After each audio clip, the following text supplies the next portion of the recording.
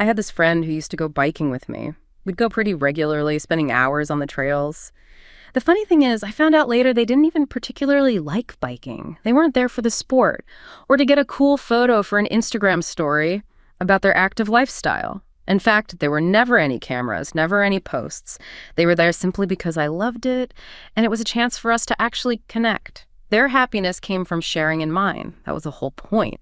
I think about that a lot now, especially when I'm at some social gathering or scrolling through a feed. I see these perfectly staged moments of friendship, these interactions that feel less like bonding and more like content creation. We've become experts at performing connection, at networking, at turning people into opportunities. And it's made me realize that the simple, selfless feeling of that bike ride feels like an artifact from a lost world. It's a world we've traded for one where we have thousands of connections, but no one to notice when we're quietly in pain. Wow. That opening really lays it out, doesn't it? It just sets the stage so perfectly for what we're diving into today. It really does. This whole landscape of human connection in our hyper-modern world feels like we're constantly plugged in, constantly connected yet. Yet there's this deep sense of isolation for so many people. Exactly. It's a paradox, isn't it? And it's something we really need to unpack. Mm-hmm. And what's truly striking here, I think, is that this isn't just some, vague feeling people have. We're actually seeing tangible shifts, measurable changes in how we relate to each other. Psychologically and sociologically, you mean? Precisely. Both. So for our deep dive today, we're going to peel back a few layers here. First, this idea of digital conformity, how presenting ourselves online impacts authenticity and maybe deepens that isolation. Okay. Then we'll look at how relationships themselves are becoming almost transactional, like commodities. Right, even friendships sometimes. Yeah. And finally, we'll touch on some broader cultural things, like is there a decline in empathy, in vulnerability? How does that fit into the picture? Okay, sounds like we've got a lot to cover. Let's get into it. The curated self. Digital conformity and authentic self-expression. So when we think about connection now, immediately my mind goes to digital life. Phones, social media feeds. It's almost unavoidable, isn't it? That's where so much interaction happens, or seems to happen. And for young adults, wow, the pressure seems immense. This need to present a perfect life, a curated self online. It's constant. It's not just sharing, it's performing. Yeah, performing. That's a good word for it. Oh. Which raises a big question, right? What does that do to our real selves, our authentic selves? Well, that's the core of it. What happens when you're constantly on stage?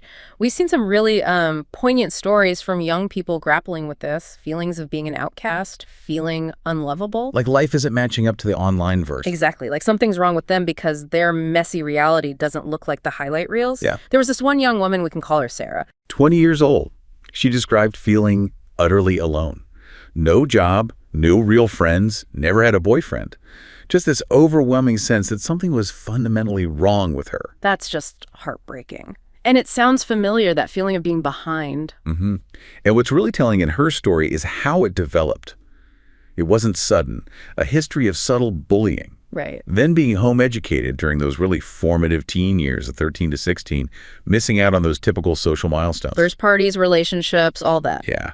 Then back into school, trying to qualify for university, still struggling.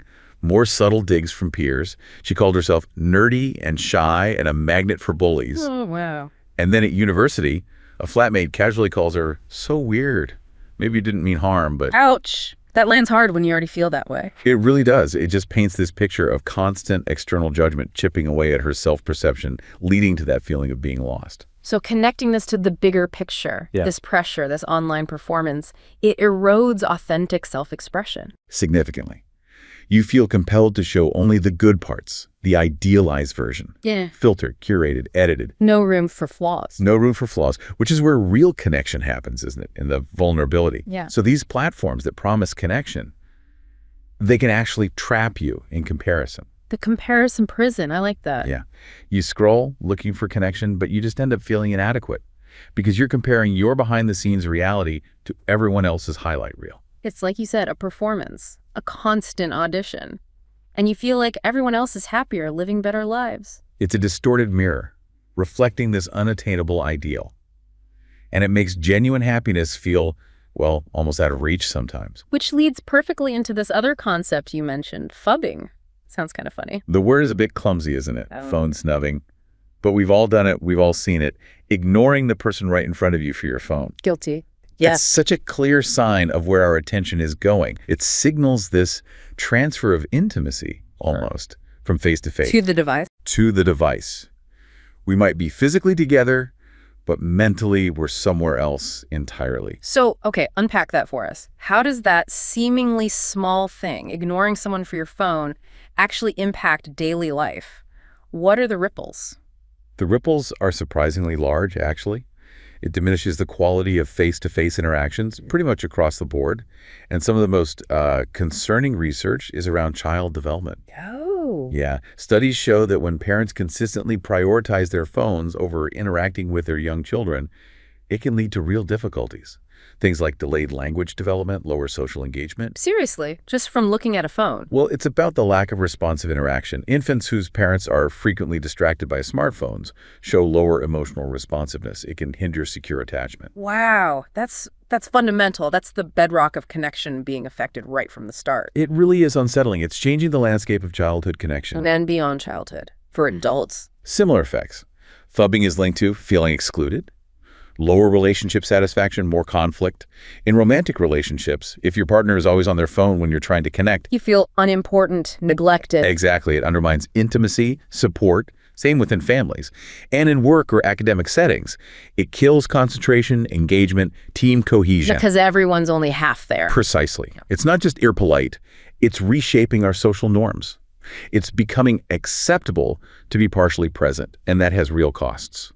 2, the transactional turn, commodification of relationships. Which kind of leads us nicely, if maybe uncomfortably, to the next point. This idea that relationships are becoming transactional. Almost like commodities. Yeah, especially in like professional networking. Every coffee meeting feels like an angle, you know?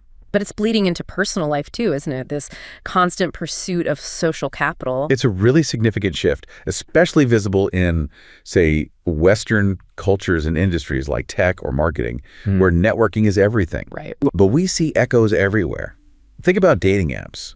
We heard from one young adult who was just so frustrated. What did they say? They said most people seem to use them for hookups, making it incredibly hard to find something long-term seriously. The feeling was that these apps, they start as tools to meet people. But they turn into something else. Yeah, like a gambling and big FOMO disease was the Yeah. phrase used. This endless parade of options makes people think they can always find someone better. So you never invest. You're less likely to invest deeply. The sheer volume of choice kind of devalues any single connection. Why commit when the next swipe might be perfect? That's the irony, isn't it? More options, less actual connection. It breeds this restless feeling. It does, and we see very similar dynamics playing out in the workplace. It's quite striking. How so? Well, research is showing that a lack of real human connection is, and I quote, crippling work culture. Crippling. That's strong. It is. One study found 95% of C-suite execs admit their company culture and connection needs serious improvement. 95%. And get this, 75% of those execs believe their employees would give up a lot, maybe pay, maybe promotions, just to work somewhere they felt more connected. That's huge. That says people are starving for connection at work. Desperately. Yeah. Which brings us to remote work. It's convenient, obviously. No commute, comfy The clothes. dream, right? Well, maybe. But it has a dark side for connection. The data's pretty clear. 72% of remote workers feel they don't socialize enough. A third feel lonely. A third. That's significant. It is. And feeling disconnected is now a top reason people quit. Yeah. Right up there with having a toxic boss or environment. Convenience isn't enough if you feel isolated. So this pursuit of social capital instead of real connection, it leads to superficiality? Often, yes. Superficial engagement. Because what defines a true human connection, according to the research, it's feeling seen, heard, and valued. Seen, heard, and valued. Built over time. Through consistent, authentic interactions, not just quick exchanges or calculating someone's usefulness. It's about cutting through the surface stuff. So it's about quality, not just quantity. You can't mandate it either, can you? No forced fun or team-building exercise is going to create that genuine feeling. Exactly. It has to be organic. It goes from real respect, sincere interest. Which raises the big question for leaders then. How do you foster that in, an environment that often pushes towards transactions? It's a challenge. One really insightful suggestion that came up was simple but powerful. check in and walk away. Check in and walk away. What does that mean? It means genuinely ask someone how they're doing. Yeah. Listen, really listen. Yeah. And then don't immediately pivot to work. Don't follow up with a task or a request. I see. Because if you do, the check-in feels fake, Yeah, indicative. It invalidates the human moment and makes it purely transactional. Like, I'm only asking how you are so I can ask you for something. right. That destroys trust instantly, makes people feel like a cog. Precisely. It sends the message that you only value their output, not them as a person. Okay, so looking at the big picture again, what happens if we as a society fail to build these genuine connections? What's the fallout? Well, the fallout seems to be a workforce that's fundamentally transactional and highly disengaged. Meaning People are just there for the paycheck. Over half of employees in one survey said that's all they care about, 52%. wow. And illustrating the lack of loyalty. 62% said they'd jump ship for a new job for just a $1,000 sign-on bonus. $1,000. That's not much in the grand scheme of things. It shows how little holds them there beyond the immediate gain. When relationships are just a means to an end, loyalty evaporates. Everyone's just looking for the next best deal. And that has huge costs economically and socially. Yeah. 3, the empathy deficit. Cultural shifts and declining vulnerability. Okay, so we've talked digital selves, transactional ties, but there seems to be something broader going on too, these cultural shifts, this feeling of constant self-optimization. Like life is a performance art piece. Always refining, optimizing, presenting. Yeah. And does that connect to, well, maybe a decline in empathy or finding it harder to be vulnerable? That's exactly what some research suggests. This intense societal focus on achievement seems to be contributing to an empathy deficit. And here's something fascinating and honestly quite counterintuitive. Yep. National policy reports, the kind that track vulnerable populations, they've identified youth in high-achieving schools as an at-risk group. Wait, high achieving, like wealthy districts, top schools, they're at risk alongside kids in poverty or foster care? Exactly. Because of, and this is the key phrase, relatively high levels of adjustment problems. Things like anxiety, depression, substance abuse, likely linked to the constant, intense pressure to excel. That just blows my mind. You think of those environments as having every advantage. Right. We're talking kids typically from the top 20–25% of household incomes. Yet they're showing these negative outcomes more often than their middle-class peers. Why? What's the theory? The theory is that the immense pressure leads them to believe their worth is conditional. It's contingent on their achievements. Their value as a person depends on their grades, their scores, their activities. Pretty much.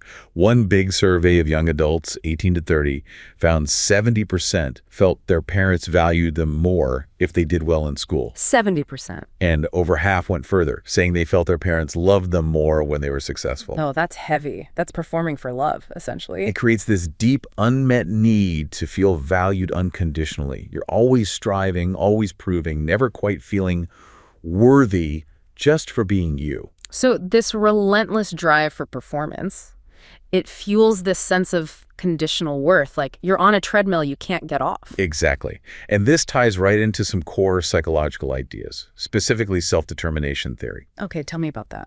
It basically says we have 3 fundamental psychological needs, like nutrients for the soul, competence feeling capable, autonomy feeling like you have choice and control, acting from your own will, and relatedness, feeling connected to others, belonging. Competence, autonomy, relatedness. Okay. Right. When these needs are thwarted, especially autonomy and relatedness, it doesn't just feel bad. It leads to lower motivation, lower well-being. It can manifest as alienation, feeling disconnected, what the theory calls ill-being. That makes so much sense. If you're always performing for external validation, you're not really autonomous, are you? Not truly. You're driven by external outcomes, grades, approval, status, not an inner desire or choice. It's not your choice driving it. Right. And research backs this up, chasing extrinsic goals like wealth, fame, image.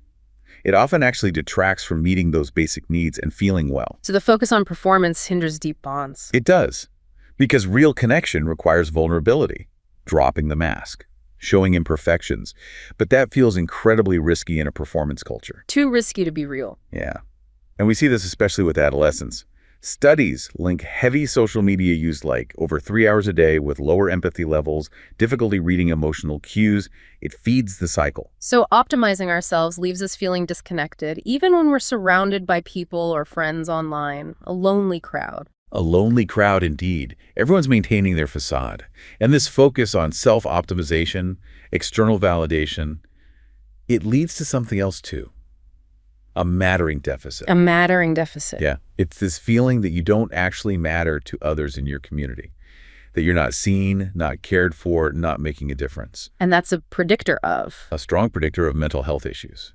Anxiety, depression, substance abuse, even suicide. Mattering is fundamental. Feeling seen, cared for, understood, and having a chance to contribute meaningfully. When that's missing, people turn inward, give up, or try to escape. Okay, but here's where it gets more complicated, right? It's not just kids putting pressure on themselves or even just parents being pushy for no reason. Absolutely. There's a crucial context.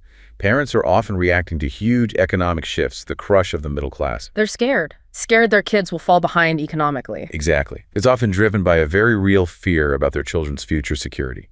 So they push for achievement as a perceived safety net. It's a response to structural pressures, not just individual choices. Which creates this paradox. A huge paradox. Parents feel responsible for their kids' success. 75% strongly agree they are. Yet, almost all of them, 87%, wish childhood was less stressful for their kids. They want the success, but hate the pressure it takes. And the deep irony is, by pushing so hard for the external markers of success, they might be undermining the very things needed for actual well-being, that autonomy, competence, and relatedness, sacrificing the intrinsic for the extrinsic. So how do we break this cycle? How do we get back to authentic connection and well-being when everything seems to push the other way? 4, finding our way back. Cultivating genuine connection and well-being. Okay, we've covered some really challenging ground here. The performance, the transactions, the empathy gap. It can feel a bit bleak, but the good news is the sources we looked at also offer paths forward, right? Ways to maybe start shifting things. Definitely. It's not all doom and gloom, and it's clear that addressing this requires action on multiple levels, personal choices, but also systemic changes. So on a personal level, for someone feeling lost or isolated, like Sarah, what kind of things help? Well, practical things came up. Engaging in hobbies you genuinely like. Things like climbing, swimming, activities that might feel a bit scary or awkward at first, but are good for mental health. The key is doing them because you enjoy them, not for how they look. Intrinsic motivation again? Exactly. I noticed in the replies to that young woman's story, people suggested really simple, accessible things too. Starting affordable hobbies, just getting out of the house, taking walks. Even starting small side gigs like babysitting or tutoring. Not necessarily for the money, but for the experience, the sense of doing something, taking action. Building that competence, maybe? Taking agency instead of just waiting? Precisely. These aren't just distractions. They're ways to rebuild self-efficacy, find satisfaction, and potentially connect with others who share a real interest.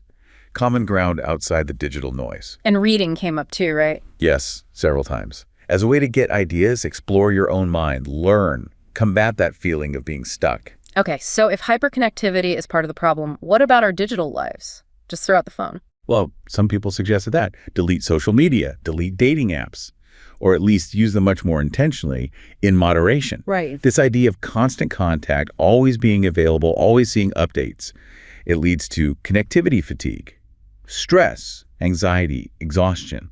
It blurs all the lines too, doesn't it? Work, life, public, private. Completely. It fragments our attention, Yeah. making it harder to engage deeply with anything or anyone face-to-face. So that brings up intentional disconnection. I like that phrase. It's about consciously choosing to unplug, reclaiming your time, your mental space. Or the flip side, intentionally prioritizing face-to-face time, making the effort to connect in person. Choosing to be present. Choosing to be fully present, yeah. Putting the phone away at dinner, meeting for coffee instead of just texting. Balancing the digital tools with the human need for real intimacy. And what about organizations, workplaces? How do they foster connection, especially with remote teams? First step is just recognizing how vital connection is. And leaders are starting to get it. They know tech tools are important, but they're not the whole game. Face-to-face still matters. It still matters, even if it's less frequent. The key is for leaders to model authentic connection themselves. Make sure people feel genuinely seen, heard, valued, that they matter. Moving away from that purely transactional feeling. Exactly. Building a culture where people feel they belong, not just that they clock in and out. Which connects back to valuing people for who they are, not just their output. Precisely. And that extends to how we think about achievement overall. Shifting the focus from external validation the grades, the resume, to nurturing an internal sense of worth and purpose. Like that advice. You are very young. Build your strong foundation of self. Don't should on yourself. Those are powerful reminders. Life isn't a race. Don't let external pressures define your worth or your path. So for parents, educators, anyone caught in that toxic achievement culture, what's the way out? How do they help kids avoid these traps? A big part is rejecting that ingrained belief that a good life depends solely on getting into a good college. Because the research shows? The research shows college prestige itself barely predicts well-being or work satisfaction later on. What does matter are the experiences during college. Like what? Engaging professors who care, mentors, meaningful projects that ignite passion, internships, extracurriculars where you feel you belong and contribute. Things that feed those core needs. Relatedness, autonomy, competence. Exactly. It's about the experience of mattering, of being engaged, not the brand name on the diploma. So it's less about the label, more about finding ways to genuinely connect and contribute during those years. Yes. And for kids struggling now with that pressure, the focus needs to shift. Help them find a why that's bigger than just building a resume. How do you do that? Help them find their sparks of interest. Ask questions about what issues they care about. Encourage them to contribute meaningfully, even within the family. Talk about purpose. Introduce them to mentors. It's all about nurturing that intrinsic motivation again. By fulfilling those core needs, empowering them to feel capable, to make choices, and to feel connected. Helping them author their own lives, not just react to pressure. It really comes back to that, doesn't it? Yeah. The deepest connections, the truest well-being, the most meaningful achievements, they don't come from external pressure or performing. No, they come from genuine, self-driven engagement, rooted in those fundamental human needs. That's where the real value is. Outro. Wow. This has been quite the deep dive. It really underscores how vital authentic connection is and how many things in modern life seem to be pushing against it. It's definitely a lot to think about. It truly is. The digital age throws up so many complex challenges. But, also opportunities. Opportunities to be more conscious about how we engage. To choose balance. Yeah, to choose balance and to actively strengthen those genuine bonds that really sustain us. The path isn't always easy, but focusing on those core needs gives us a kind of compass. That simple, selfless feeling, like from the bike ride story, it's not gone forever. Not at all. It just might take a bit more awareness, maybe a bit more effort, a willingness to drop the performance sometimes. Exactly. More intentionality to find it and definitely to cultivate it.